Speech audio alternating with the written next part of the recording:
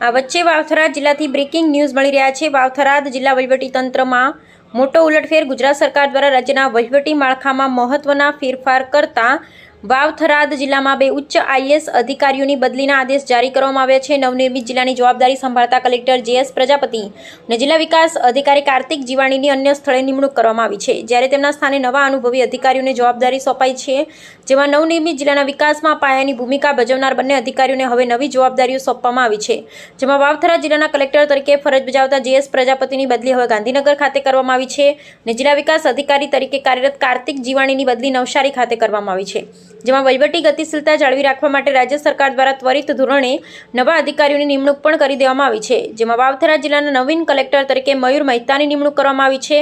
તેઓ હવે જિલ્લાના વહીવટી વડા તરીકે ચાર્જ સંભાળશે અને જિલ્લાના વિકાસ કાર્યોને વેગ આપવા માટે નવા જિલ્લા વિકાસ અધિકારી ડીડીઓ તરીકે કલ્પેશ કુમાર શર્માની વરણી કરવામાં આવી છે, જેમાં ઉલ્લેખનીય છે કે જે.એસ. પ્રજાપતિ અને કાર્તિક જીવાણી બંને આઈએએસ અધિકારીઓ આ નવનિર્મિત જિલ્લાના પ્રારંભિક તબક્કે વહીવટી માળખું ગોઠવવામાં મહત્વનું યોગદાન આપ્યું છે અને હવે નવા આવનાર અધિકારીઓ મયુર મહેતા અને કલ્પેશ કુમાર શર્મા સામે જિલ્લાના વિકાસના એજન્ડાને આગળ ધપાવવાની મુખ્ય જવાબદારી રહેશે અને આ ફેરબદલને પગલે સ્થાનિક રાજકીય અને વહીવટી આલમમાં ચર્ચાઓ શરૂ થઈ છે અને ટૂંક સમયમાં જ નવા કાર્યકર્તા અધિકારીઓ વિધિવત રીતે પોતાનો કાર્યભાર સંભાળશે તેવું મનાઈ રહ્યું છે। આ તસવીરની સાથે કયુમભાઈ ચૌહાણ, વાવથરાદ જિલ્લા બ્યુરો ચીફ।